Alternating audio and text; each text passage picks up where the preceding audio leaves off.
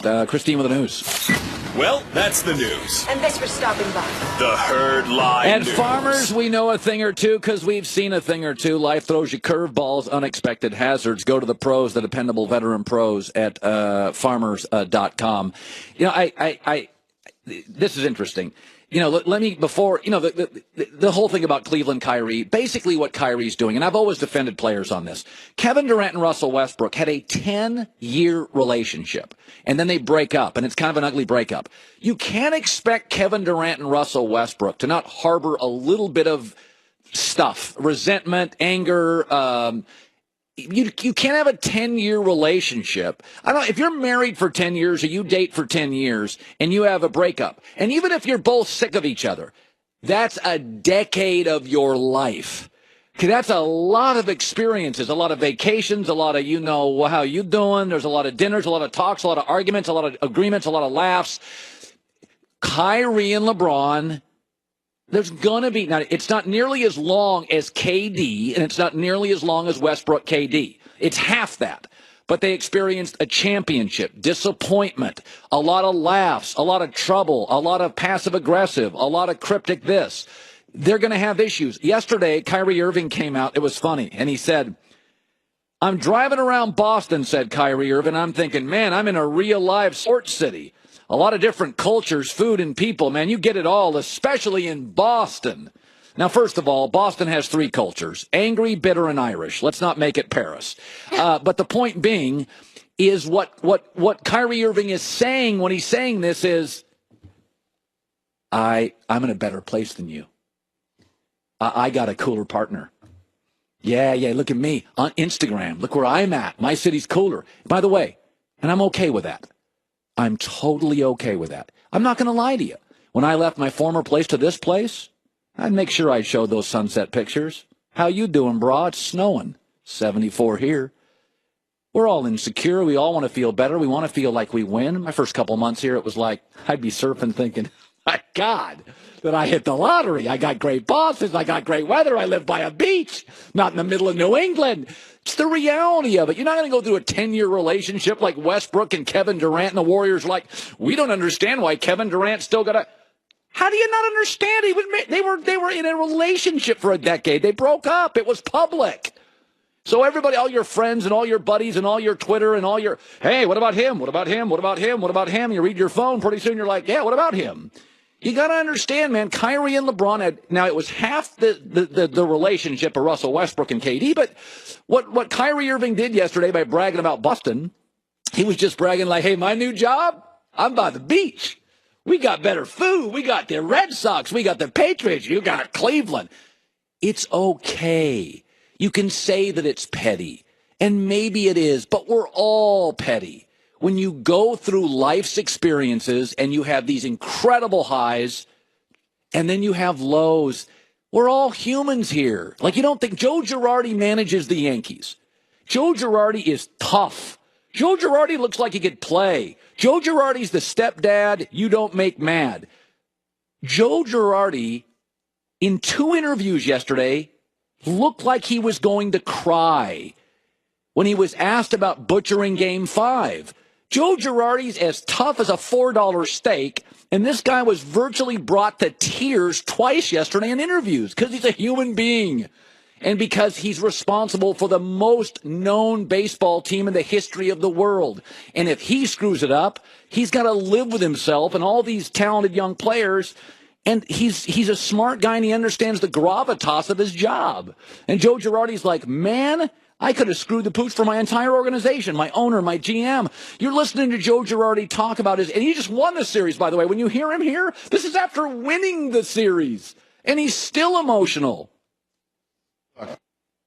Well, I told the team that, look, I screwed up, and you guys have had each other's back the whole year, all right? Just go out and win one game. And they bought in like they have the whole season, and they picked me up.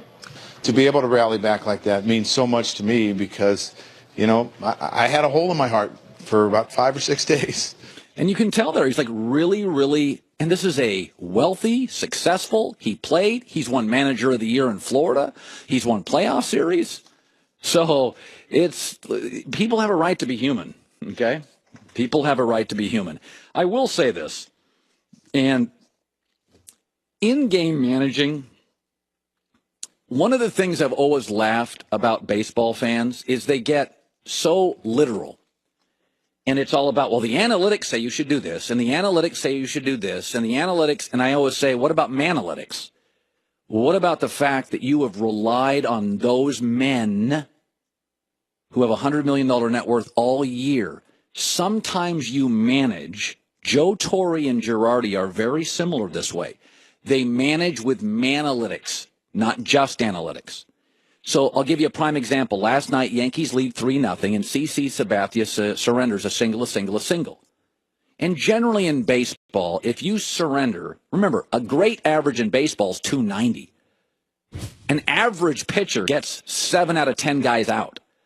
So if a pitcher in Major League Baseball surrenders 3 straight hits, either you're bad, CC Sabathia is not bad, or you're tired. Well, Joe Girardi's been around long enough. He knew CC Sabathia was shot, but he gave him another batter. And it's easy for the analytic people or the baseball diehards, the seam heads, to go, can't you, what do you, pull him, Joe, pull him, Joe, pull him, Joe. But you got to remember the manalytics that are involved. CC was pulled Friday by Joe a little early. So how does that play in CC's head? He's your guy. You've been relying on him for years. You pulled him early Friday. You're going to give him another batter. Secondly, Girardi only wanted to use Robertson and Chapman out of the bullpen. That's all he wanted to use. It's set up perfectly. So if CC gets pulled a batter or two early, it may screw up your last 2 pitchers, and you may have to go to another reliever. And they were Smoltz was talking about this. The more relievers you go to, Francona last night, the greater the chance you get a reliever, and it's just not his night. But he went into that game thinking, I got CC for 6, I got Robertson for 3, and I got Chapman for 1. And that's what he's thinking. And so in that moment, he pulled him early Friday. This is a guy that I've trusted for years. I don't want to lose him later. I don't want him ticked off at me. I don't want to screw up my rotation. It's not just as simple as the obvious move, which is hit, get him out. You're thinking about the bullpen. You're thinking about Friday. You're thinking about a guy you've relied on. You know what I mean? Like, nerds are not successful managers. Nerds aren't. Tony La Russa is not a nerd. Bruce Bochy's a man. Joe Girardi's a man. Joe Torre's a man. They're not like small. They're not like, they're men, and they want the respect of men. And sometimes it ain't just analytics. It's manalytics. How does it play in the room full of men? That's a real thing. You're dealing with egos and millionaires and entitlement and feelings. And I just thought that was one of those in-game moments where the obvious is pull him, but he's thinking about Friday, the bullpen, CC, how's he feeling? I'm gonna need this guy 4 more starts in the postseason potentially. There's a lot of things in play here. A lot of things in play. We're still efforting, searching, trying to get Alex Rodriguez. We'll have some baseball today. We'll also have Greg Cosell, Richie Incognito, Charlie Weiss, top of the hour. Blazing 5 will run today, not tomorrow. Long story short, we get knocked off TV tomorrow, so I felt like, hey, let's deliver it for our audience today. I've got 5 NFL picks. I feel great about them. We did them a day early. No disadvantage at all. I feel great about these picks. So Blazing 5 today with Greg Cosell at the top of the hour.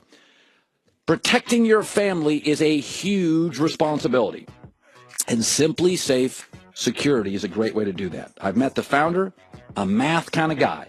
Years back at Harvard grad school, friends got robbed in Boston. They came to him. They say, we can't buy a security system. They got to be hardwired. We don't own our houses. There's a 3-year contract. It's extremely expensive. So he thinks, okay, I got to do a better way to get a security system. So he invents Simply Safe. It's a totally wireless system, top shelf, complete security, 24/7 alarm monitoring. It's got police dispatch, no hidden contract, no contract at all, no hidden fees. SimplySafeColin.com, SimplySafeColin.com. Wireless, under $15.99 a month. And by the way, you can go to Best Buy and get this as well. You can go to Best Buy and get this. SimplySafeColin.com, SimplySafeColin.com.